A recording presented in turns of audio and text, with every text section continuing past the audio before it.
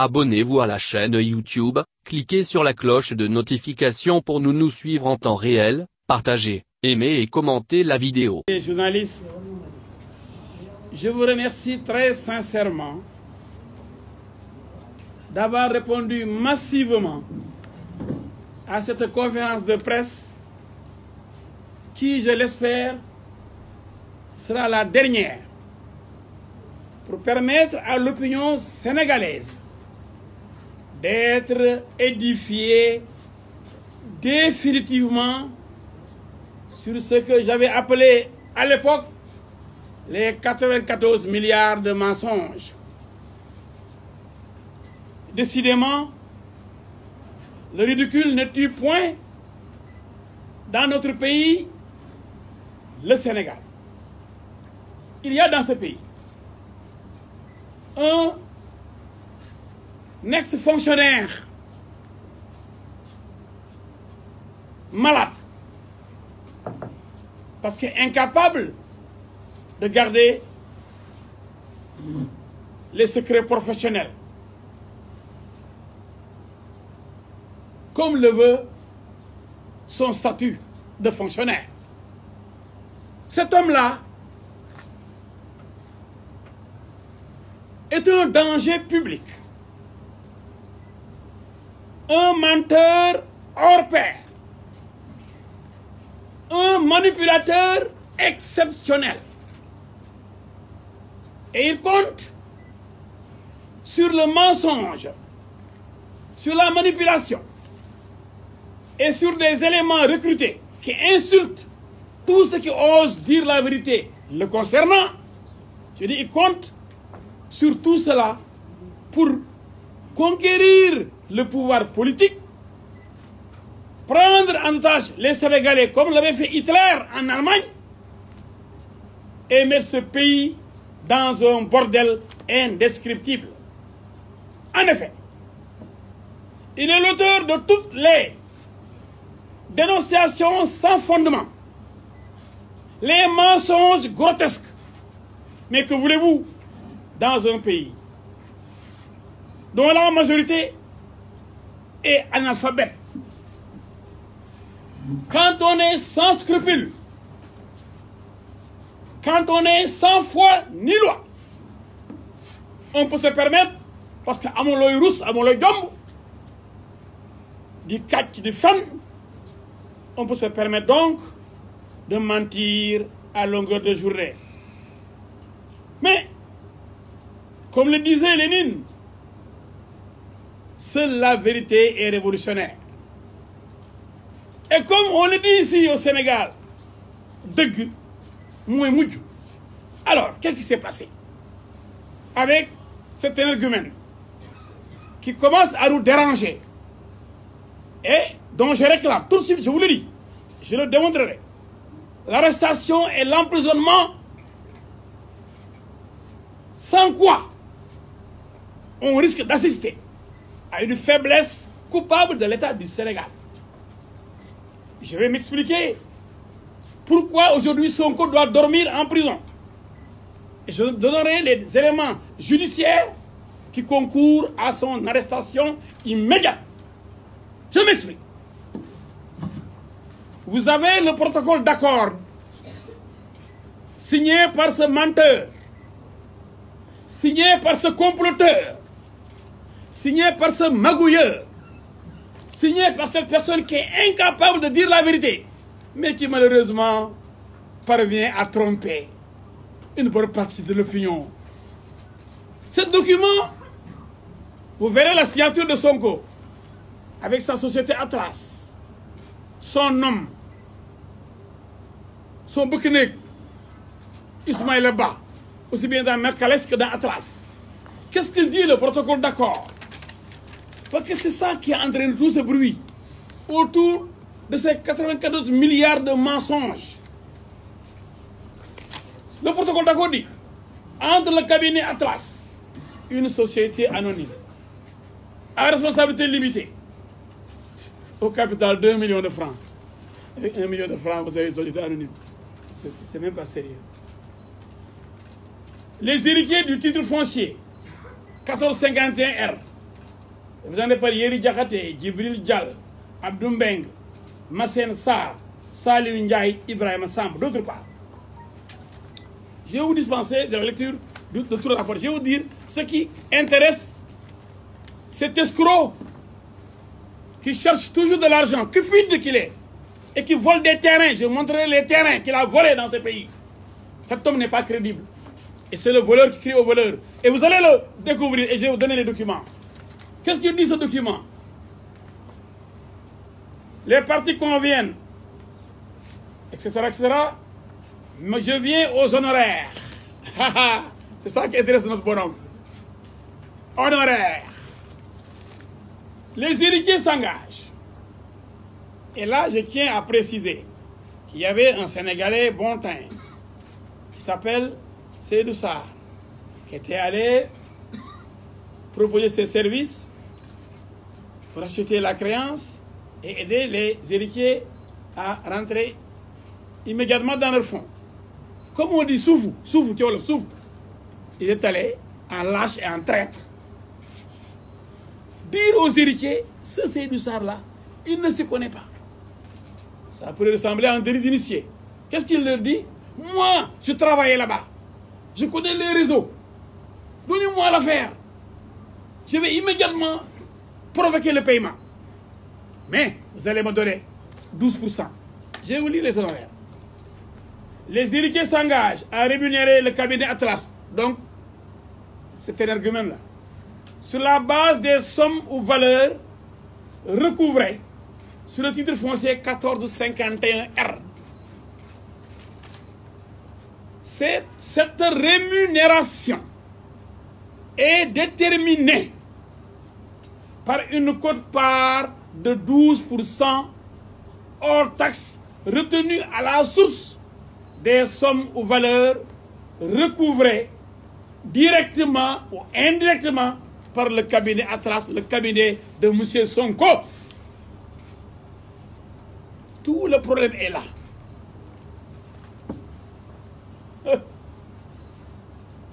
Et pour vous montrer que lui qui dit qu'il n'est pas un homme du système et qu'il veut la transparence, c'est pourquoi il dénonce, il met une clause de confidence, une clause de confidentialité. Là, lui qui réclame qu'on publie les contrats de pétrole. Que tout doit être, lui qui dit que tout doit être clair dans le pays. D'accord? Il dit clause de confidentialité. Chacune des parties, après avoir parlé des 12%, s'engage à conserver confidentiel tout document comme celui-ci ou information échangée ou communiquée dans le cadre de l'exécution des termes de ce protocole d'accord. Protocole d'accord. Protocole d'accord.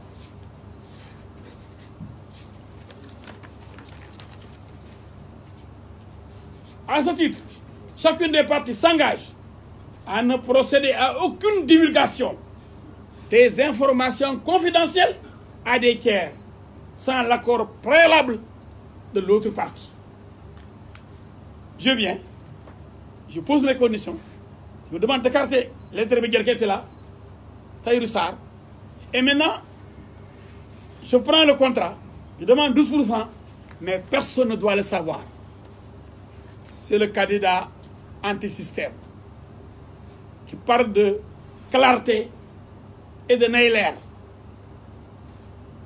qui insère une clause de confidentialité pour que personne ne sache et ne découvre ces manœuvres frauduleuses.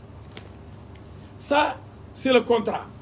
Signé le 7 août 2018. Le 7 août 2018, cabinet Atlas, les représentants des héritiers, Yeri Diakhaté, Djibril Dial, Abdou Mbeng, Massène Sarr, Saliou Ndiaye, Ibrahima Samb. Ces gens n'ont jamais porté plainte parce qu'ils savent qu'il n'y a jamais eu ces 94 milliards-là. C'est de l'argent. J'ai suivi dans la presse des gens, malheureusement, qui ne comprennent rien, disent que oui. Mais les gens disent que ces 94 milliards n'existent pas. Et ensuite, on dit qu'ils voulaient prendre 12%. Qu'est-ce que ça veut dire ça? Quelle contradiction? Il y a des gens trop limités. Mais si on n'a pas payé les 94%, on ne peut pas récupérer 12%. Mais les 94% existent. Les 94 milliards, excusez-moi, les 94 milliards existent. Et on réclame 12% des 94 milliards. Ce qui fait 11 milliards. Nous sommes au mois d'août 2018, à 5 mois de la présidentielle, de la campagne électorale. Août, septembre, octobre, novembre, décembre, janvier, hop, février, Giancarlo. C'est l'élection présidentielle. Il voulait des fonds de campagne électorale. Et pensant être plus intelligent que tout le monde, il dit, si j'accuse l'État, si je dis qu'un agent de l'État, un haut fonctionnaire, un directeur des domaines, a détourné 94 milliards, l'État va payer certainement, très rapidement, la somme. Cet homme-là, il est malhonnête. Et un autre jour, il dit à la presse, moi-même j'ai eu un versement de 46 milliards. Maintenant, ce n'est plus 94 milliards. On n'est plus devant une somme de 94 milliards, mais de 46 milliards. Mais où est la preuve? Et la dernière fois, j'ai dit à la presse, chers journalistes, votre déontologie vous exige, impose la recherche de la vérité. Vous devez protéger certes votre source. La presse n'est pas tenue de dévoiler sa source, mais elle doit vérifier l'information. Mais aucun journaliste parmi vous, aucun, et je lance un défi à tous les journalistes du Sénégal, aucun journaliste n'a reçu des preuves de la part de ce Sonko-là. C'est comme s'il avait barabouté les journalistes. Personne n'ose lui demander les preuves avant de publier quoi que ce soit sur ces 94 milliards. Mais pourtant, tout le monde en parle. Je n'ai pas vu un seul journaliste, à part les journalistes qui ont les éléments, comme Boudban et Madiambal Diagne, qui ont montré que c'est un menteur. Mais ceux qui essaient de créditer et de crédibiliser sa thèse n'ont jamais prouvé aux Sénégalais, ah, les 94 milliards, c'est viré à tel compte, tel jour, et Mamour Diallo les a détournés. Et ça m'a fait trop mal. Parce que j'aime cette presse. Elle est formidable. Elle est plurielle. Elle est brillante. Elle est compétente. Mais il passe son temps à manipuler la presse, à manipuler l'opinion. Ce qui lui a permis certainement d'avoir même des voix à l'élection présidentielle. Parce qu'on peut tromper son peuple, comme Hitler l'avait fait, jusqu'à accéder à la tête de l'État allemand. Ce serait une catastrophe. Sénégalaises, Sénégalais, réveillez-vous. Vous êtes en face d'un monstre. D'un monstre. Billahi, wallahi talahi. C'est un monstre. Et vous allez voir comment l'homme est dangereux. Après avoir signé ça. Là, il était présent à la réunion. La feuille de présence, je l'ai. Mais je vais vous montrer comment l'homme est malhonnête. Si vous voyez les présents là, la feuille de présence est là. Il y a réunion affaire TF 1451 avec le cabinet Atlas et les membres de la famille héritière.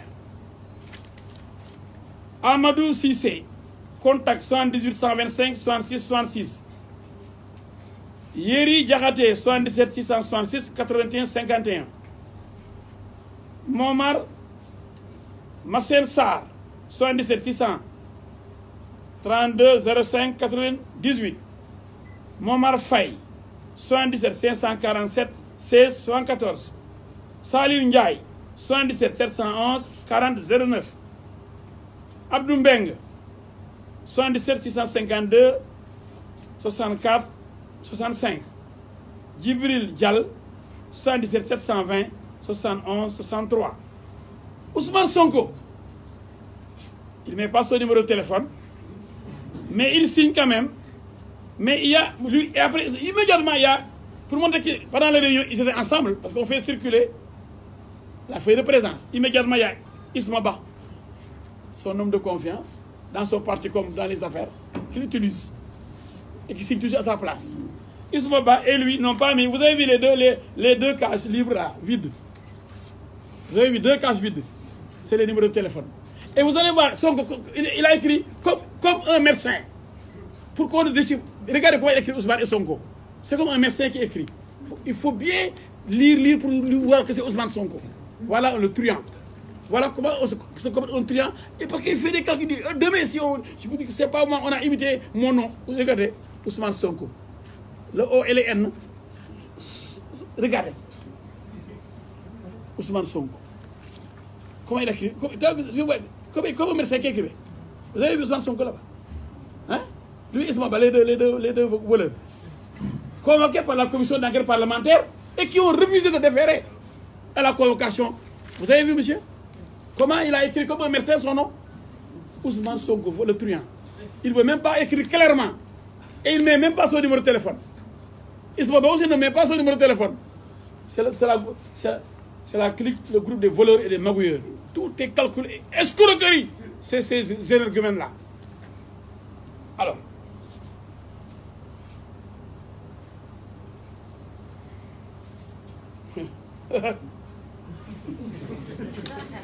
Ça, c'est le 6 août. La réunion, c'est le 6 août. Vous avez vu la date? La date, le 6 août. Et ils ont signé. Le protocole d'accord est là. Ouais. Donc, ça c'est clair, limpide. Maintenant, moi je ne serai pas long. Pourquoi tout ce bruit, vous le savez maintenant?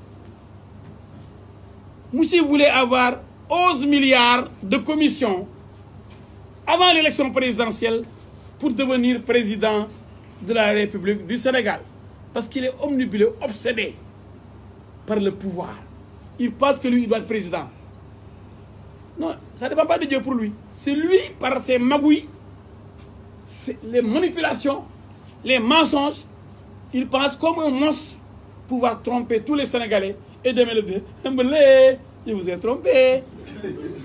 Et lui qui disait qu'il fallait fusiller Abdoulaye Wade, Abdou Diouf, Macky Sall, des gens du système, maintenant c'est le talibé numéro 1, le disciple d'Abdoulaye Wade.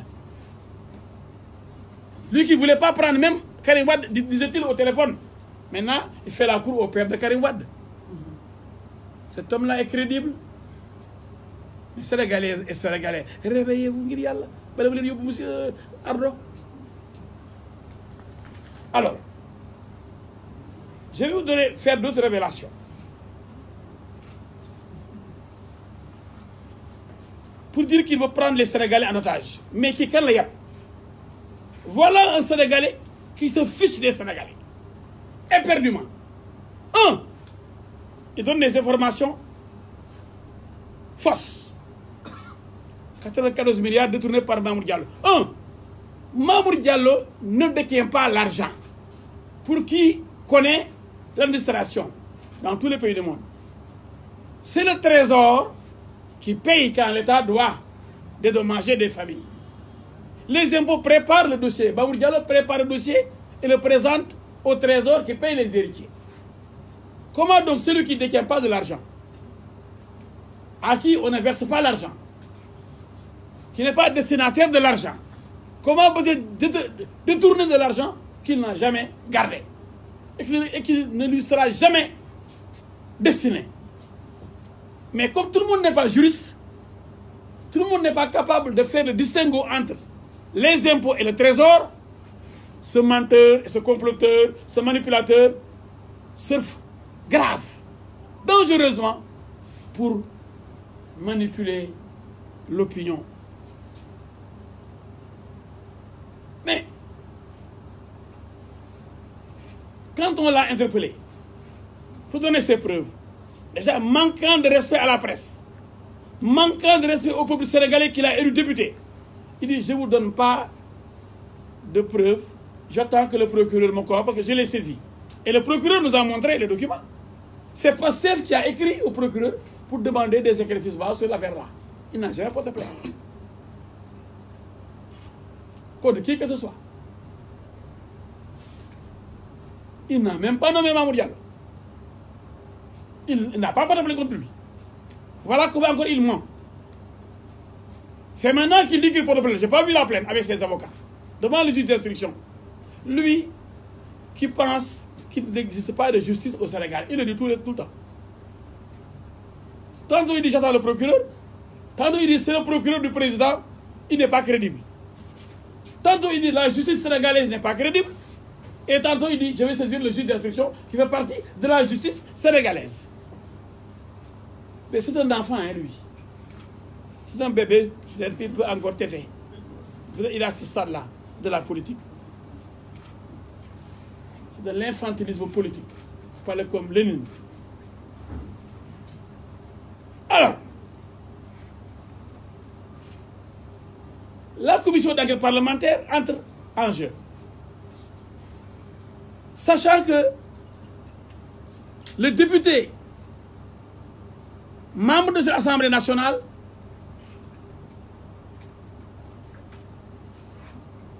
doit, par respect vis-à-vis de l'institution, venir donner les preuves de ces accusations d'une gravité exceptionnelle. 94 milliards pour un seul individu détourné. C'est extrêmement grave. Réponse: je ne vais pas déférer à la convocation de cette commission d'enquête parlementaire. C'est des députés nuls, qui ne représentent rien, qui ne comprennent rien. Donc, mépris total vis-à-vis de ses propres collègues, élus par le peuple sénégalais. L'homme venait ainsi de prouver à la face du monde qu'il n'avait aucun respect pour le peuple sénégalais, qui est représenté à l'Assemblée nationale par les députés, définis par la Constitution comme les dignes représentants du peuple sénégalais. C'est comme ça qu'on définit un député. Dans la Constitution sénégalaise. J'étais 10 ans durant député. C'est pourquoi on dit honorable député. Parce que le député, il représente l'ensemble du peuple sénégalais.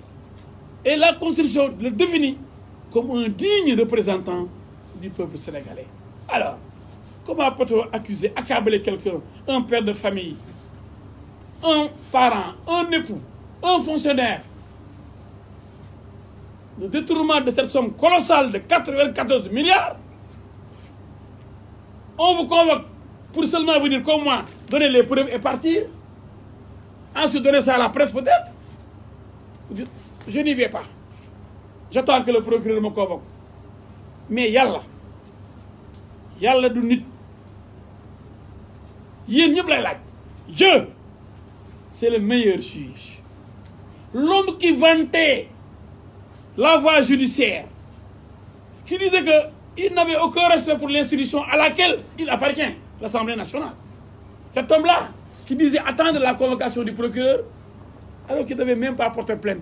C'est un farceur. Cet homme-là, avec le pétrole, avec l'affaire Petrotim, a été convoqué par les services du procureur. Il dit, je ne réponds pas. Ma belle.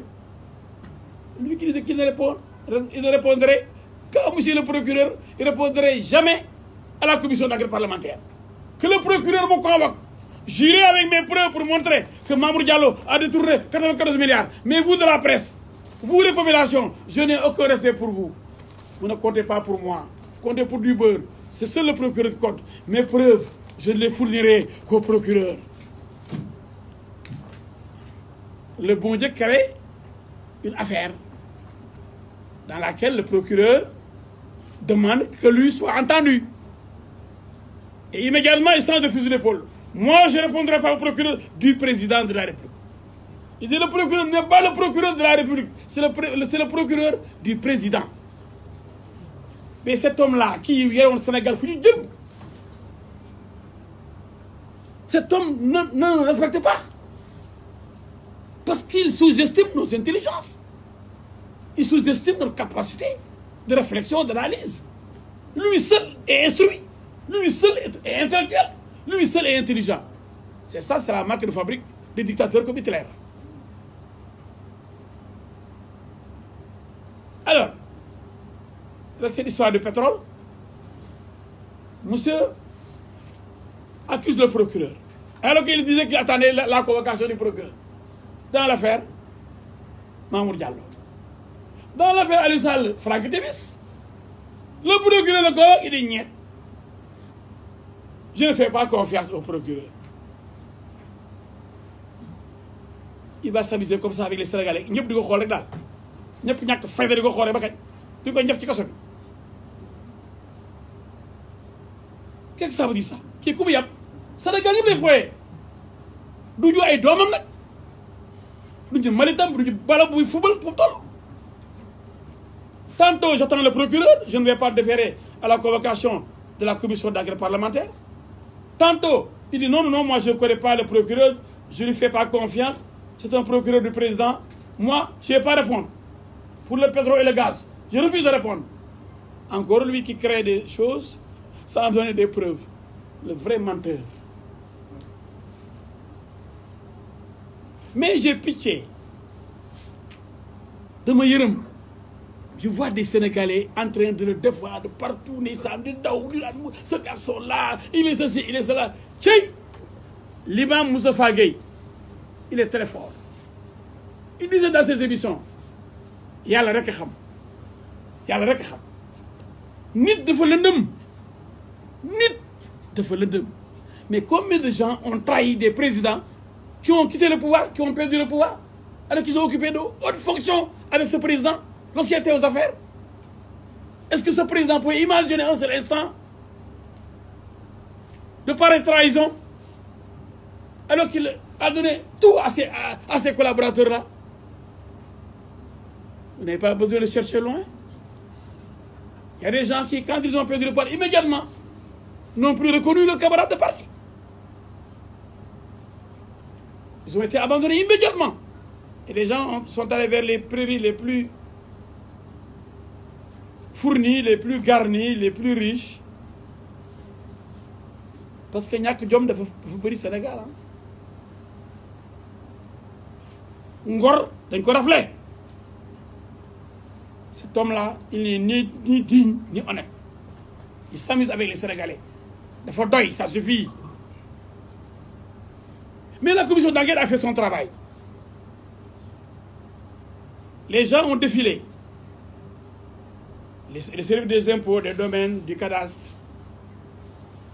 les familles lébou concernées,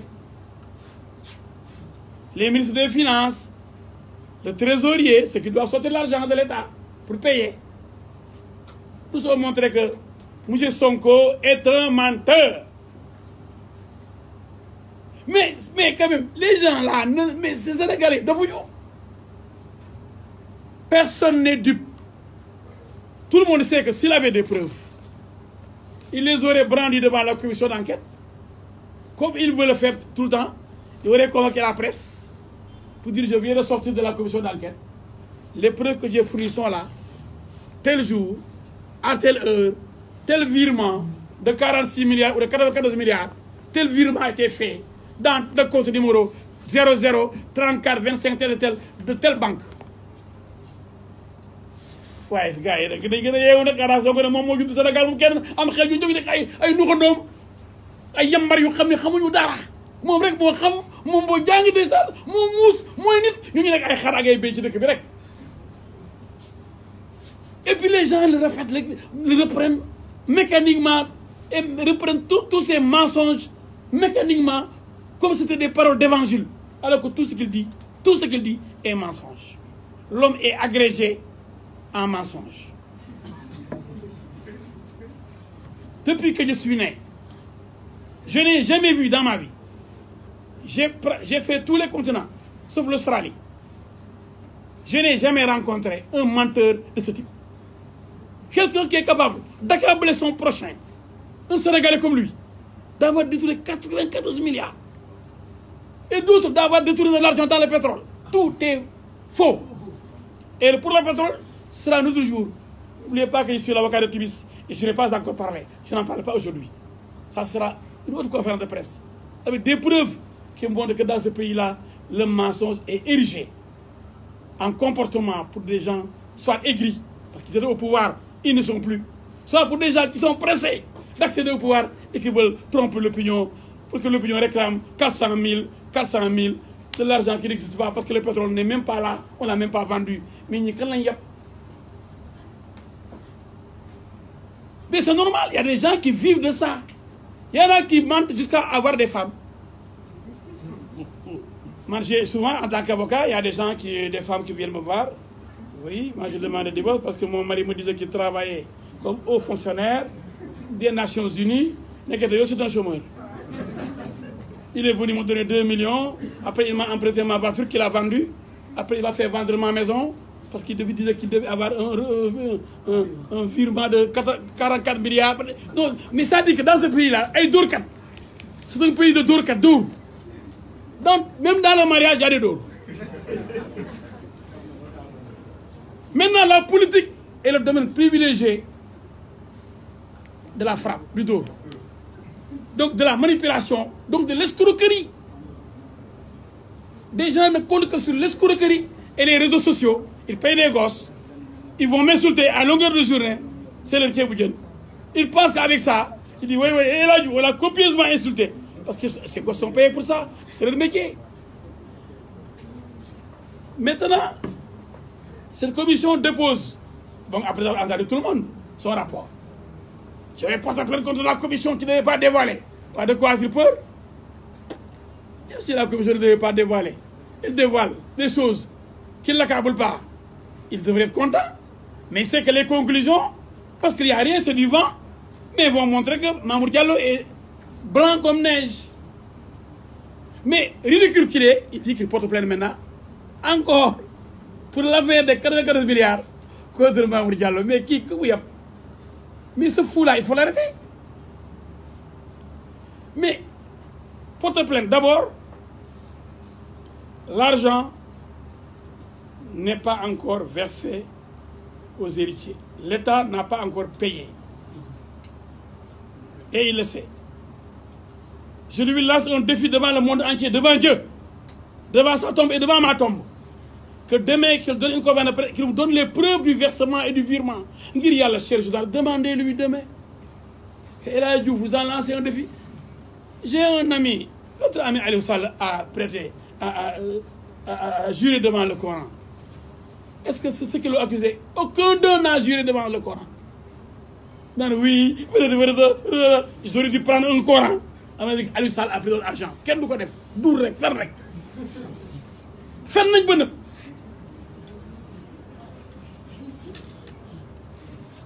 C'est des menteurs, mais agrégés. De Dourkat hors pair. Alors,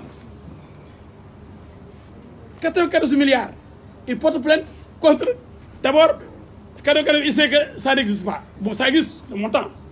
Il veut toujours ces 11 milliards et il est contesté par d'autres familles. Il y a des gens, des Lébous, qui contestent sa présence, qui sont avec Tahirou Sarr. Il y a un autre conflit, une autre contention.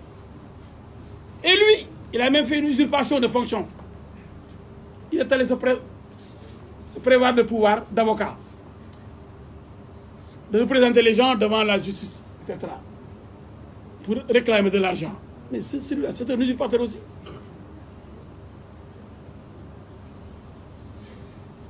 Voilà l'homme qui porte plainte contre nous. Un, il n'a pas qualité. Parce que pour le détournement de deniers publics, aucun citoyen ne peut porter plainte en dehors de l'agence judiciaire de l'État. Mais il ne le sait pas. Parce que c'est un nulard. Parce que quand on est obsédé par le pouvoir, on devient nul. On perd la raison. Si c'est de l'argent de l'État, vous le détournez. Si on accuse quelqu'un de détournement de deniers publics, vous le savez très bien, c'est l'État qui est partie civile.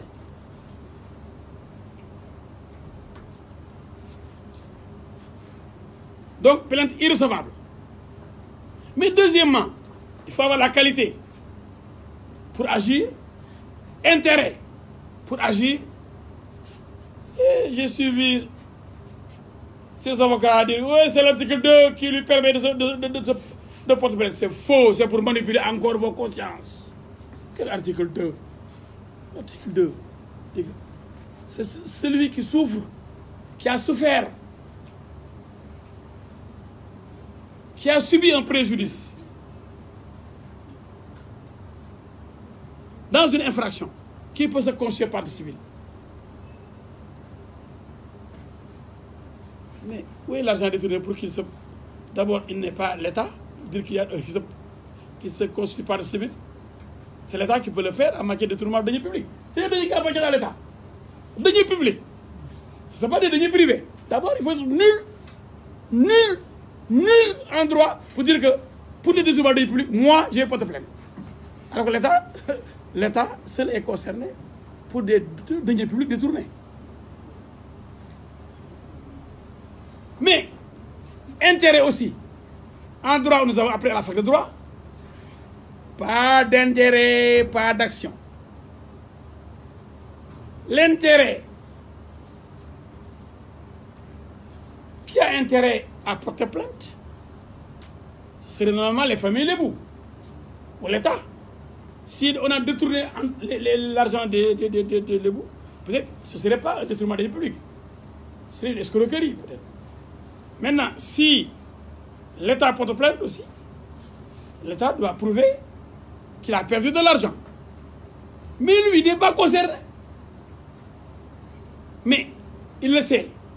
Il n'est pas seulement nul, mais il est malhonnête. Pourquoi? Il sait parfaitement que bientôt la commission d'enquête va déposer son rapport. Que la plénière va se tenir. Après quoi, le procureur va entrer en action. C'est pourquoi j'ai demandé, j'ai même exigé son arrestation. Et je l'assume. Si l'État ne le fait pas, l'État sera faible. Et la faiblesse coupable est dangereuse pour un État de droit. Je me répète. Je reprends. La commission d'enquête parlementaire a terminé son travail. Son rapport est déposé sur la table du président de l'Assemblée nationale. Peut-être dans un mois, la plénière va se tenir et va adopter le rapport de la commission. N'ayant eu aucune preuve contre M. Mamour Diallo, mais l'Assemblée nationale va le blanchir. Et en ce moment-là, le procureur pourra entrer en action. C'est ça la loi.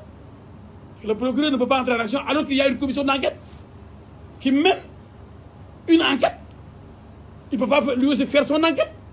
Mais après, là, le procureur se rendra compte qu'en réalité, il y a diffamation. Ce n'est pas important. Il y a calomnie contre Mamour Diallo. Ce n'est pas important. Mais ce qui est important, c'est la diffusion de fausses nouvelles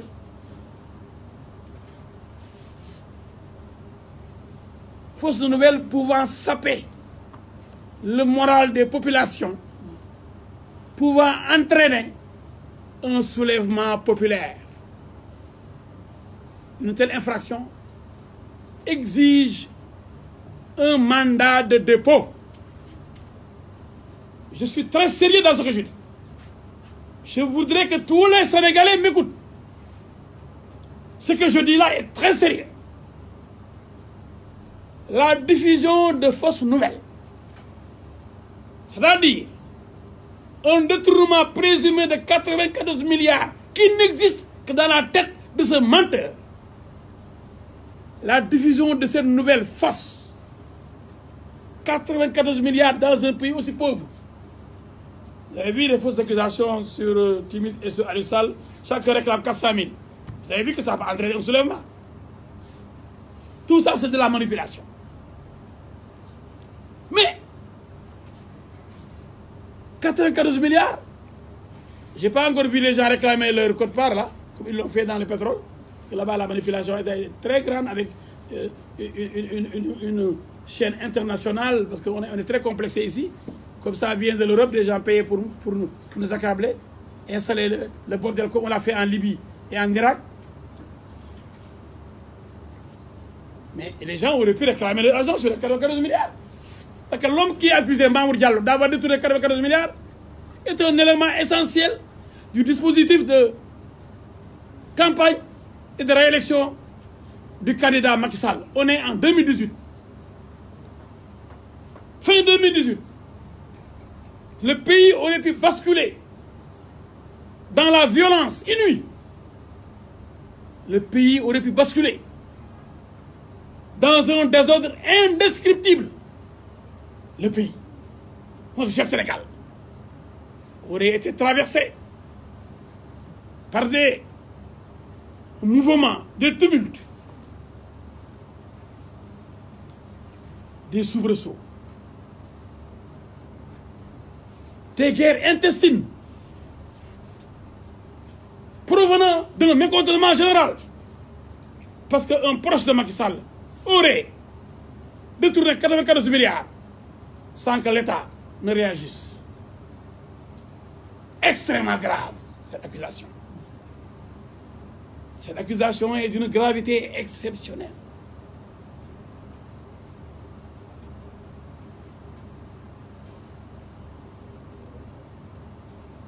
Pour ça, vous avez vu que c'est clair. Mais je vais vous donner quelques petites informations sur l'homme. Regardez ce document de Toulon. Et j'ai gardé d'autres documents sur moi. Toulon, écrit en anglais, et qui lui verse beaucoup d'argent. Toulon Oil, lui le propre. Il a préparé sa campagne électorale avec cet argent des pétroliers. Celui-là, Toulon, rival de Franck Timis et de Petrotim, qui avait été là avant Timis et qui a été dégommé par Karim Meïssa Wade, qui a signé le contrat avec Petrotim, Karim Wade, avec son papa, avec Petrocel. Je vais en reparler dans une conférence de presse exclusivement réservée à Timis, dont je suis l'avocat, le conseil. Parce que je n'ai pas encore parlé depuis lors de l'affaire du pétrole. Parce qu'il y a enquête là-bas à la DIC. Je ne veux pas gêner l'enquête. Mais on parlait d'Ousmane Sonko, ils disent, juin 2018, le 8, this case study assesses the extent of Tullow Oil compliance with the principle of free, prior and informed consent in West Africa. The new political approach in Senegal, with a close and trusted collaboration with a serious opponent of the actual president, un sérieux opposant au président SS Ousmane Sonko Ousmane, a young and emerging political leader, please refer to the proposal of South Africa meeting. Donc un jeune leader qui s'oppose au président. Et l'argent qu'on lui a versé ici, il y a une somme, et les sommes ont continué. In Senegal, Tullow is in collaboration with partners to revive the promotion of democracy and transparency policy in Africa. Recommended to delegate the subsidiary in Ghana to provide logistic assistance estimated at a volume of $195 million.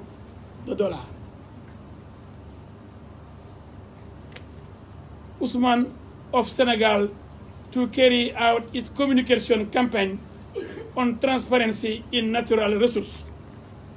C'est pourquoi il a écrit un livre là, qui a été commandité. Lui, il n'est pas ingénieur, il ne connaît pas le pétrole. Il a écrit un livre sur le pétrole, c'est pas lui qui l'a écrit.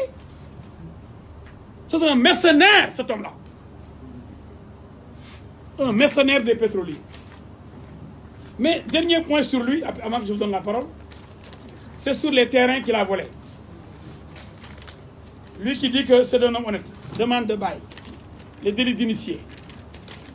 À part Niakourab, à part la cité de la foire, à part l'aéroport, voilà une demande qu'il a signée. Et ça, on a la preuve signée Ousmane Sonko. Ousmane Sonko demeurant à la cité Keur Gorgui, villa R19 Dakar. Dakar le 30 novembre 2015. Monsieur le chef du bureau des domaines de Ngor Almadi Dakar demande régularisation par voie de bail sur le TF numéro 13792 Dakar Gorée. Monsieur, je viens par la présente solliciter auprès de vos services la régularisation par voie de bail et à mon profit. Alors qu'il a déjà une villa R19, c'est le Keur Gorgui. Vous tous, vous n'avez pas peut-être de villa ou de terrain. C'est lui qui est un homme anti-système et lui qui va accaparer toutes les parcelles, tous les terrains. C'est lui, l'homme honnête qui a déjà ses villas, mais qui demande au Sénégal de donner d'autres terrains. Il dit, alors il y a beaucoup de Sénégalais qui n'ont pas de terrain. Il dit, je viens par la présente solliciter auprès de vos services la régularisation par voie de bail et à mon profit d'une parcelle de terrain sise à la zone dite du 6S, à distraire du morcellement du 13 592 LGA Ngor Almadi, XTF 6226 DG. Ce terrain est la propriété exclusive de l'État du Sénégal et est libre de toute occupation légale ou irrégulière. Sachant compter sur votre diligence, je vous prie, monsieur, de croire en l'expression de nos sentiments distingués, l'intéressé, Ousmane Sonko. Mais cette fois-ci, il a mis son numéro de téléphone. Contrairement à ce qui s'est passé avec la feuille de présence à la réunion avec les familles Lebou. Ousmane Sonko 77 840 42 29. Alors, avec extrait du plan, vous avez le plan et tout. Il a même mis le plan. Et le plan est là. Le plan, il a envoyé le plan. Le plan est là. Alors, là aussi, c'est Mamour Diallo qui l'a bloqué. Il lui en veut à mort. C'est pourquoi il s'acharne sur Mamour Diallo. Pourquoi Mamour Diallo? Il l'empêche d'encaisser 11 milliards, parce qu'il dit que c'est pas sûr. Il y a déjà des familles qui ne sont pas d'accord. Et lui, il vient comme ça pour écarter Tahirou Sarr. Ce n'est pas clair. Il dit que donc, Mamour Diallo l'a empêché d'avoir 11 milliards pour aller à l'élection présidentielle. 2. Cette demande de terrain. Mamour Diallo l'a bloqué. Parce que, même si vous demandez un terrain, on demande est-ce qu'on n'avait pas notre terrain avant? Ça, c'est une exigence des domaines. Si vous avez un terrain avant, on ne vous donne pas autre attribut à ceux qui n'ont jamais eu de terrain. L'État n'est pas là pour donner à une catégorie de personnes tous les terrains du Sénégal et les autres devant trinquer. C'est ça l'homme qui dit qu'il est anti-système, qui demande au système de lui donner des terrains, qui fait un délit d'initié. Qu'est-ce qu'il a dit à Mamour Diallo? Grand, terrain, dama ko làqoon. Vous savez que les services de cadastre seuls connaissent les terrains de l'État. L'État ne connaît pas ces terrains. Il voit souvent des poches et il s'empresse d'aller à la commission domaniale, à la commission qui se tient là pour attribuer, pour mettre les noms de leurs parents, donc des noms d'emprunt, des prêts-noms pour bénéficier de tous les terrains. Allez à Niakarab, il a des hectares là-bas. Donc il a eu à voler beaucoup de terrains. Parce qu'il aime l'argent. Sonko. Khaïs. Monsieur Khalis. C'est ça qu'il a amené aux impôts d'ailleurs. Parce qu'il pensait que les impôts gagnent beaucoup d'argent. Là-bas, on gagne beaucoup d'argent. C'est un homme qui aime l'argent. Il n'est rien contre les gens des impôts. Mais lui, il était là-bas pour s'enrichir. C'est pourquoi il a dirigé le syndicat des travailleurs des impôts. Et pour ça, il a eu beaucoup de terrain avec ça. Chaque fois qu'on faisait des lotissements, le syndicat avait sa part.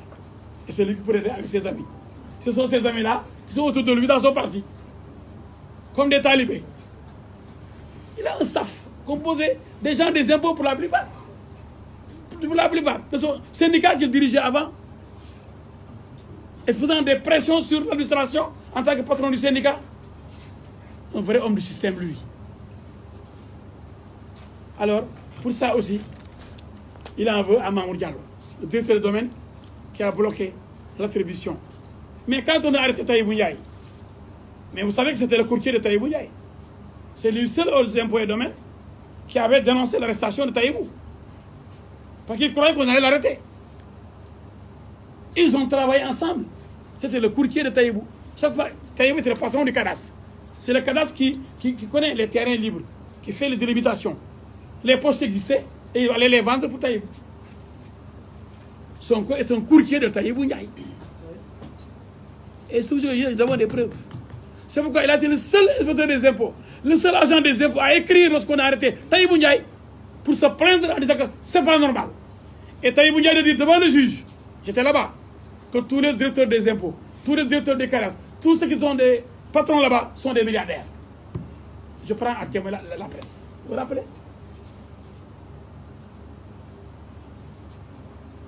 Voilà l'homme Sonko, celui qui porte plainte contre l'homme Mamour Diallo, qui est irréprochable sur l'affaire des 94 milliards. Il est blanc comme neige. Vous voulez que je me dise wolof rapidement. Je serai très bref. Là, c'était long parce que je devais expliquer. En wolof, je résume en maximum 5 minutes rapidement.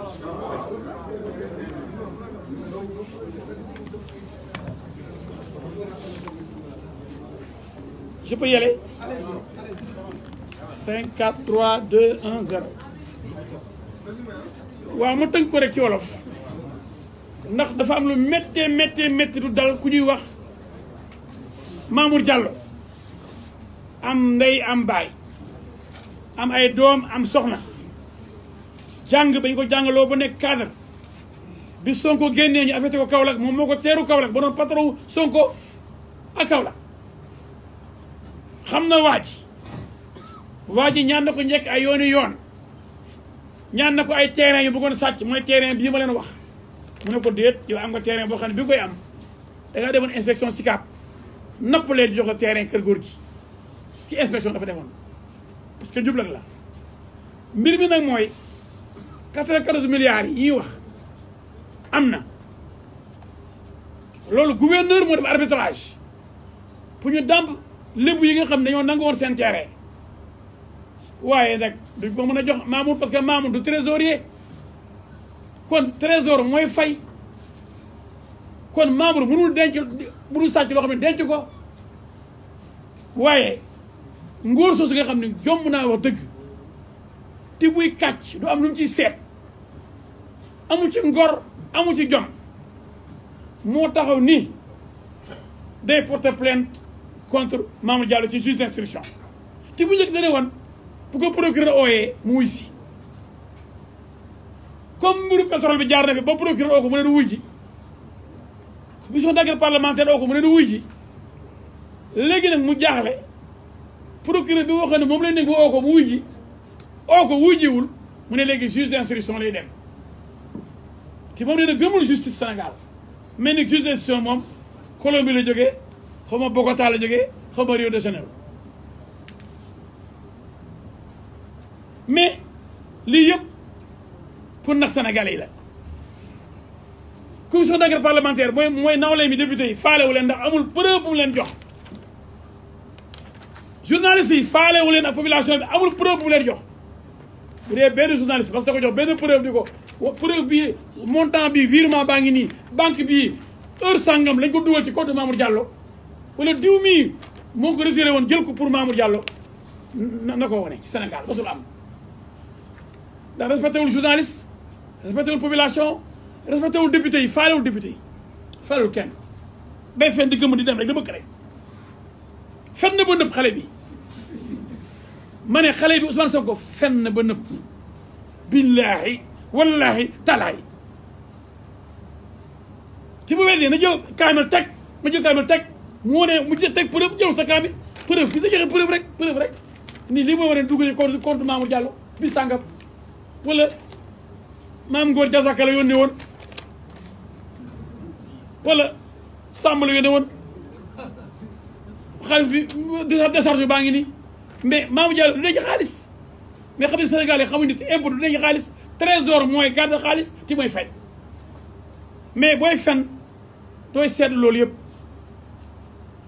mais nag fen ëpp na moo tax Mamour Diallo yàlla leeral na mbir mi commission bi mu seetee laaj ñëpp lu mat juróom fukki nit lébu yi d'abord ñu ne kenn jël seen xaalis Amadou Ba Mangara trésorier général payeur Mamour Diallo ñëpp ñu laaj leen ñu ne ah waaw ñu ana xaalis boobu fa la dugg ban compte bancaire la ñu war a kañ la loolu de moom xanaa waaju góor soosu nga xam ne lu ko nee mu wax rek pour toj bopp Sénégalais yi dóorkat bu mag boobu rek moo ko wax Sonko mooy bàyyi dóorkat yi parce que dafa am lu bees ci politique mooy politique dóor te loolu dafa garaaw loolu mooy ni Hitler ci nguuru Allemagne ma yëgal leen li tax loolu nag mooy dafa bëggoon bu ñu fayee 94 milliards yi mu jël ci 12% muy 11 milliards 11 milliards yooyu da koy permettre woon bi ñu nekkee ci 2018 août 2018 day tax février 2019 bu am 11 milliards campagne ko gagné Macky Sall ndax milliards yu bëri loolu taxul mu jaay muus naan bu ma leen songee di leen xaw a jaaxle fay xaalis bi xam naa ne xaalis bi fayuñu ko waaye bu ma leen tegee pression rek di leen fay xaalis bi ndax ma jot sama wàll contrat baa ngi nii wane naa ko mooy mu ngi nii contrat bi mooy protocole d'accord bi voilà protocole d'accord Atlas wane na am na ci 12% yaa ngi nii bu ma jëlee xam ne dañu am 12%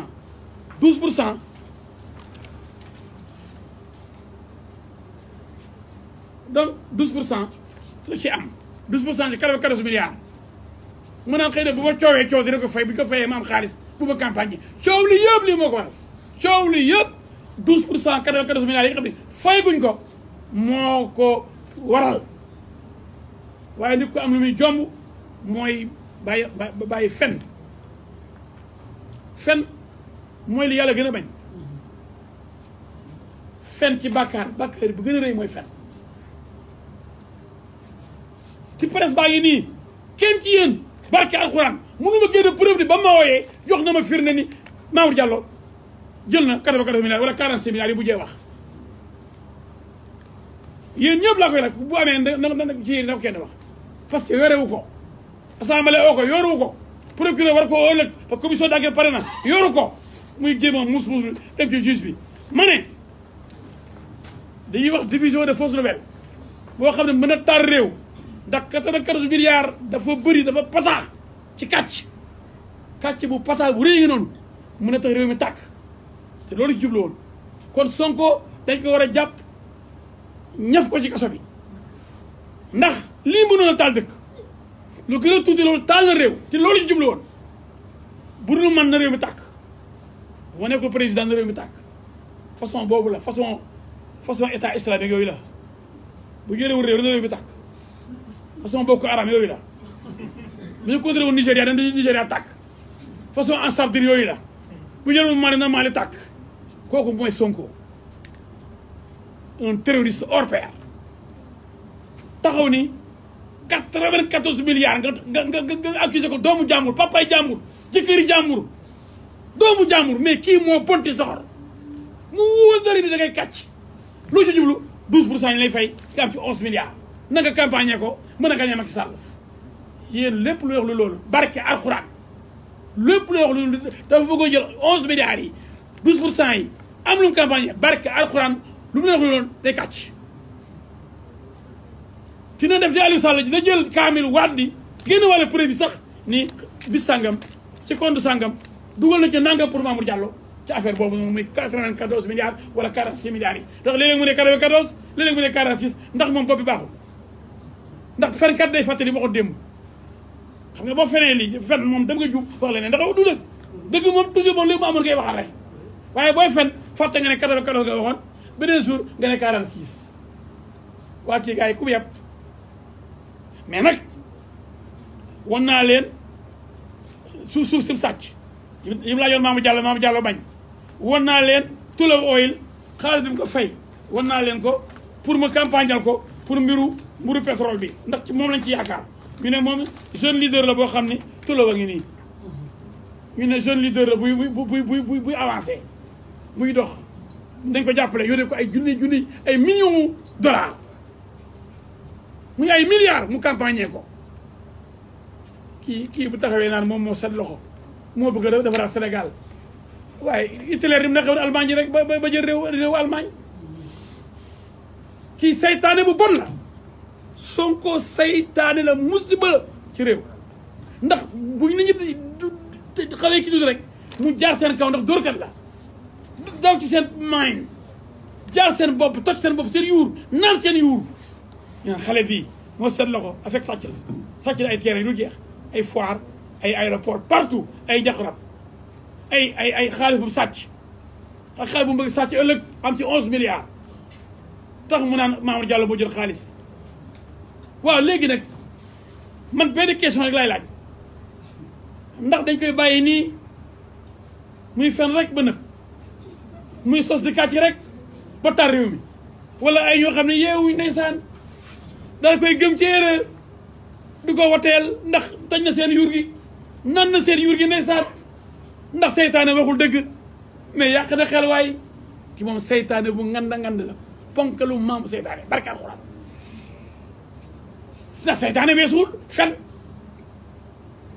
mooy bàkkaar bi gën a rëy seytaane weesuwul sa nawle sa moroom ndax bëgg nga ay milliards ñàkk waa ji aussi amul jom ndax boo amee jom da nga jomb fenal sa nawle assemblée wala say nawle nga ne doo leen wuy ji amoo jom ndax boo amoo jom bu ñu la wooyee nga ne nga woo presse bi mais man de tey de ma demoon déposé preuve yi ma laaj jox naa leen ko yéen presse bi yii laa joxe tey assemblée waaye yow xanaa ñun musuñu nag wala ñun sénégalais ay dof la ñu nag kum gën a muus xam ngeen ni kii ni mu gaawee sos ni mu gaawee yàq der bu amoon lu tuuti ci firnde xam nga ne on na leen dem na assemblée génn jaayu ni man de toj naa dëkk bi mbir yaa ngi nii man de bi ma waxee ne vidage assemblée nationale dañuy sàcc di vider li ñuy wax ak li ñuy fay vidange yi du benn damaa génne ay firnde ci émission jàkkaarloo nit lu muy wax dafay joxe firnde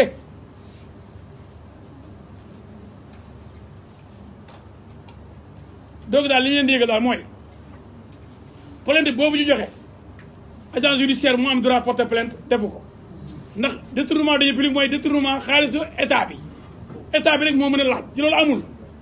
deuxièmement lébu yi moom xaalis bi porté wuñ plainte ndax gisuñu xaalis bu ñu sàcc waa xale boobu nga xam ne moom jomb naa wax dëgg di foye Sénégalais yi ne woon procureur léegi mu ne juge bi du ñu bëgg a tardé du am na procureur bu commission bi pare plénière bi pare loolu laay ñaan bala muy yàpp Sénégal parce que nag bukki lam ñaay nee na bukki bu yabee waxambaane ci doxin wala bu dee Sonko yab na Sénégal ba di kàcc fu mu toll te jàppuñu ko ñëf ko ci kaso bi ba mu xam ni daa bëgg a taal réew mi te mënu koo taal ndax yoon moo ni boo génnee benn xabaar boo xam ni boo ko tasaaree mën nañu ni soulèvement mooy nit ñi mer ba wàcc mbedd mi taal dëkk bi te loolu la ci jublu yoon da laa war a teg dañu war a teg yoon téye la bërëb yóbbu la prison kon loolu laa bëggoon a wax mbir mi daal doon la demee 11 milliards yi am commission 12% rek moo tax mu accusé Mamour Diallo bëggoon ñu gaaw fay ko te 94 milliards yi génnul mais 94 milliards yi am na arbitrage gouverneur la war ko jox lébu yi joxaguñ leen ko mu bëgg a forcer pour ñu fay ko booba mu jël wàllam muy 11 milliards muy 12% pour mu campagne ko kaña Macky Sall loolu la ci waa ji jublu woon du leneen tax muy kàcc di sos di yàq deru Mamour Diallo gardewul xaalis du trésorier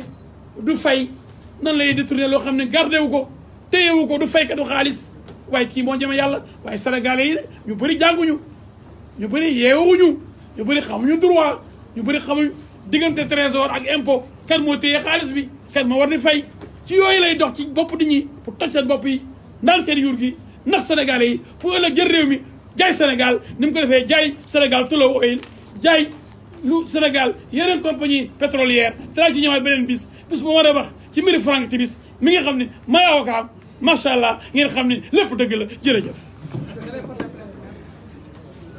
mais oui suñu plainte dinañ ko déposé mu xam ne lépp dëgg la ndax dañoo nekk commission d'enquête bi pare ba setal ñu set wicc procureur soog a dugg ci xeex bi ci procureur soog a ñëw ci liggéey bi mais dañuy def caution partie civile ndax daf ñu diffamé dafa yàqu deru fu am baay am ndey am jabar am ay doom am ay militant dañuy porter plainte déggoo ma de Mamour Diallo dina porter plainte Ousmane Sonko da doon nekk assemblée commission d'enquête bi jeexal liggéeyam commission d'enquête bi déglu na ñëpp muy waa trésor waa impôt lébu yi képp koy xam ne war nga ci xam dara ak ca ministre des finances trésorier bi war a génn xaalis bi ñu ne ko xaalis bi de war nañ koo fay lébu yi waaye pareeguñu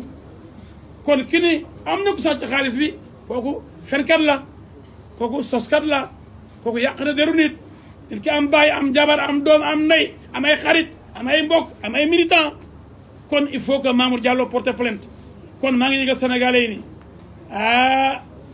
sëgg bëre jot na waaw loolu yëpp leewaatoo la woon waaye Mamour nag dina déposé bataaxal bi avocat am Alaaji Diouf commission bi pare rek plainte bu dugg moom mi nay plainte lu muy plainte yow doo état moom moo xaalis bi gisoo ko waaye bëgg nga ndax nañu ju fay la nga lekk tànk na ngay porte plainte yow ko yeb ki war a porte plainte mooy ki yàq deram ndax yéen ñëpp Sénégal kenn gisu ci benn preuve bu soog a génne ni mooy wane ne xaalis bi dugg na compte Mamour Diallo bi sàggam ay kàcc rek ay nar rek barke alxuraan la wax ay nar ay kàcc la bu da jël camp yi def ne Aliou Sall teg génn preuve yaa ngi ni maa ngi koy wat preuve yaa ngi ni bu ko defee rek xam ne la mënu ko bëgg amul preuve kon plainte bi dañ ko déposé laaj nag ñu tëj kooku ci kaso bi ndax li mu def non seulement yàq na deru Mamour mais li mu wax ak li mu def mën a taal réew ndax réew bu dee benn nit mën a jël 94 milliards